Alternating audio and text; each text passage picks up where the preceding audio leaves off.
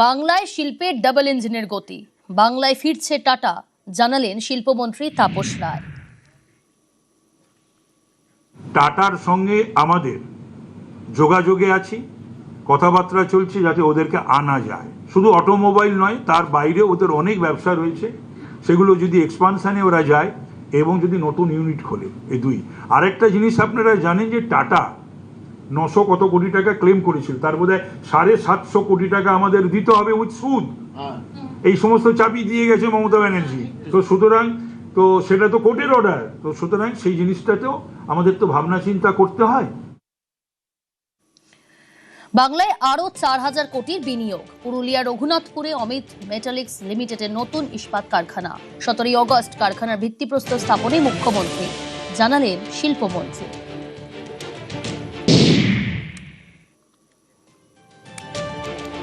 আগামী 17 তারিখ মাননীয় মুখ্যমন্ত্রী রঘুনাথপুরে যাচ্ছেন, পুরুলিয়া জেলার, যেখানে গ্রিনফিল্ড ইন্টিগ্রেটেড স্টিল প্লান্ট তার ভিত্তিপ্রস্তর স্থাপন করতে যারা বিনিয়োগ করছেন অমিত মেটালিক্স এবং বিভিন্ন জায়গায় এর আগেও যেখানে যেখানে 3 বার হয়েছে তারাই ডিক্লেয়ার করেছেন, ওখানে সেটাই তারা ডিক্লেয়ার করবেন এবং পুজোর আগে আরও কয়েকটা আছে আশা করছি। বিপ্লবের ঘাঁটি মেদিনীপুর, শহীদ ক্ষুদিরাম বসুর মাটি মেদিনীপুর। স্বাধীনতার 80 বছর পরও সেই শহরে কেন ব্রিটিশ শাসকের নামে ভবন থাকবে, প্রশ্ন মেদিনীপুরের বিজেপি বিধায়কের। তার প্রস্তাব, হেস্টিংস হাউসের নাম বদলে শহীদ ক্ষুদিরাম বসু ভবন করা হোক। বিদেশি ভগিনী নিবেদিতা ছাড়া অন্য কারোর নাম রাখার ক্ষেত্রে 5 বার ভাবতে হবে।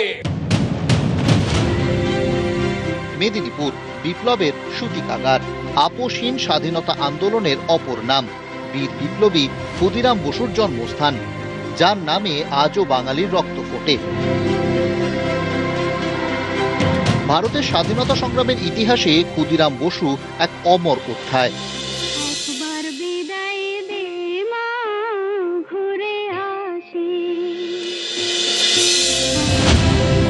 কিন্তু তার শহরে এখনো জলজল করছে এক ব্রিটিশ শাসকের নামাঙ্কিত ভবন, যে সে ভবন নয়, জেলা শাসকের সরকারি বাংলো। ব্রিটিশ আমলে বাংলার প্রথম গভর্নর জেনারেল ছিলেন ওয়ারেন হেস্টিংস, তার নামেই এই ভবনের নাম দেওয়া। মেদিনীপুরের জেলা শাসকের বাংলোর নাম বদলের প্রস্তাব, হেস্টিংস হাউসের পরিবর্তে শহীদ ক্ষুদিরাম বসু ভবন করার দাবি।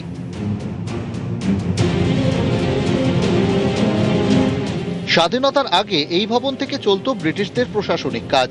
স্বাধীনতার পরবর্তী সময়ে পশ্চিম মেদিনীপুরের জেলা শাসকের বাংলোর পরিচয় পায় হেস্টিংস হাউস। যে ব্রিটিশদের বিরুদ্ধে ক্ষুদিরাম সশস্ত্র সংগ্রামে ঝাঁপিয়েছিলেন, তার মাটিতে ব্রিটিশ শাসকের নামে এখনো কেন ভবন থাকবে, এই প্রশ্ন তুলেছেন মেদিনীপুরের বিজেপি বিধায়ক শঙ্কর গুছাইত। এই মর্মে তিনি জেলা শাসকের দফতরে প্রস্তাব জমা দিয়েছেন।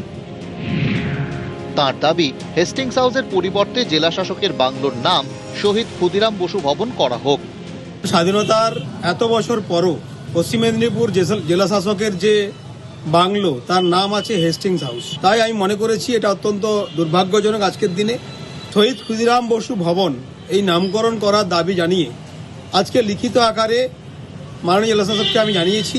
প্রস্তাব পেয়েছি, যেহেতু এই হেরিটেজ বিল্ডিংও আছে, তো এই নাম কোথায় থেকে কি লেভেল থেকে দেওয়া হয়েছিল আর সব দিক থেকে দেখে একটা বিবেচনা করে একটা সিদ্ধান্ত নেওয়া।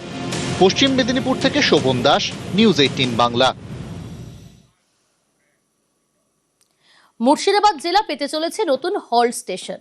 শিয়ালদা লালগোলা শাখায় নসিপুর হল্ট এলাকার মানুষের দীর্ঘদিনের দাবি পূরণের পথে, অপেক্ষা শুধু ট্রেন থামার।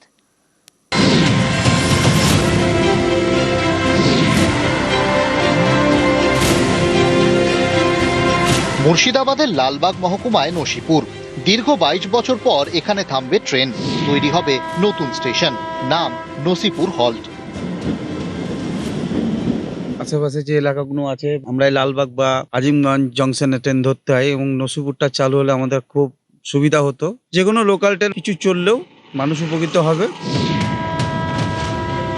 শিয়ালদা লালগোলা শাখায় একটা সময় ছিল নসিপুর রোড স্টেশন, 2004 সালের পর থেকে এখানে আর ট্রেন থামে না। তখন থেকে প্রায় 10টি গ্রামের বাসিন্দাদের দুর্ভোগের শুরু। এই নসিপুরের একদিকে মুর্শিদাবাদ, আরেকদিকে জিয়াগঞ্জ স্টেশন, দুদিকেই দূরত্ব প্রায় 5 কিলোমিটার। সেখানে পৌঁছে ট্রেন ধরতে বাড়তি খরচ হয়, তাই নসিপুরে স্টেশন চালুর দাবি ছিল দীর্ঘদিনের। রাজ্যে পালা বদলের পর উদ্যোগ নেন মুর্শিদাবাদের বিধায়ক তথা গ্রন্থাগার মন্ত্রী গৌরীশঙ্কর ঘোষ। নসিপুর হল স্টেশন চালু হলে আরও কাছে জিয়াগঞ্জ এবং মুর্শিদাবাদ স্টেশন। স্থানীয়দের দাবি, এর ফলে বহরমপুরে হাসপাতালে যাওয়া যেমন সহজ হবে, তেমনি সুবিধে হবে ব্যবসার কাজে। ব্যাপক সুবিধা হবে। কাছে যদি স্টেশন থাকে, দূরে কেউ যাবে না, মানুষ এখান থেকে ট্রেন ধরবে, আমরা তাতে খুব খুশি হব। মাননীয় বিধায়ক গৌরীশঙ্কর ঘোষ উনি কথা দিয়েছিলেন, নসিপুর হল স্টেশন পুনরায় তিনি চালু করার কথা তিনি রেখেছেন। ব্যবসার থেকে শুরু করে পর্যটন কেন্দ্রিক যে লাভ সেটা পাবে সেখানকার সাধারণ মানুষ। মুর্শিদাবাদ থেকে ফরহাদ হোসেন, নিউজ 18 বাংলা।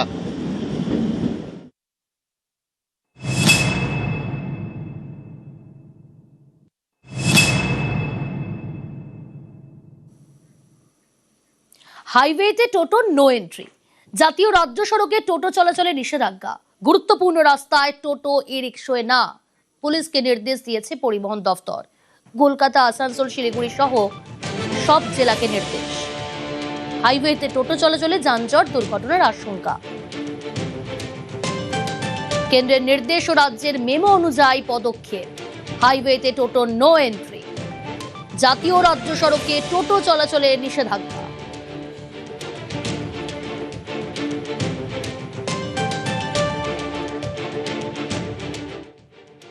অটো তো অ্যাক্সিডেন্ট হলে অটো রেজিস্ট্রেশন আছে, অটোর ইন্স্যুরেন্স আছে, যে অ্যাক্সিডেন্ট হবে তারও সুযোগ সুবিধা পাওয়া যাবে। কিন্তু টোটোর তো কোনো মা বাবা নেই। প্রথম ভারতবর্ষের মধ্যে একটা রাজ্য ছিল যেখানে টোটো রেজিস্ট্রেশন পার্টি অফিস থেকে হতো, টোটো রেজিস্ট্রেশন মিউনিসিপ্যালিটি থেকে হতো। এটা কিন্তু ভয়ঙ্কর কাজ, এটা কিন্তু হওয়া উচিত না। এর জন্য আমরা টোটোটাকে রাস্তা থেকে সরাবার ব্যবস্থা করছি। হাইওয়ে ধরে যেভাবে গাড়ি ছুটে যায়, সেখানে যদি টোটোর মতো কোনো যান চলাচল হয় যা অত্যন্ত ধীর গতিতে এবং একই সঙ্গে যা ক্রমাগত দুর্ঘটনার সংখ্যা বাড়িয়ে দেয়, তাহলে রাজ্যের ক্ষেত্রে শিল্প নিয়ে আসার জন্য যে ভাবমূর্তি তৈরি করা দরকার, সেই ভাবমূর্তি রক্ষা করার ক্ষেত্রে অসুবিধা হতে পারে।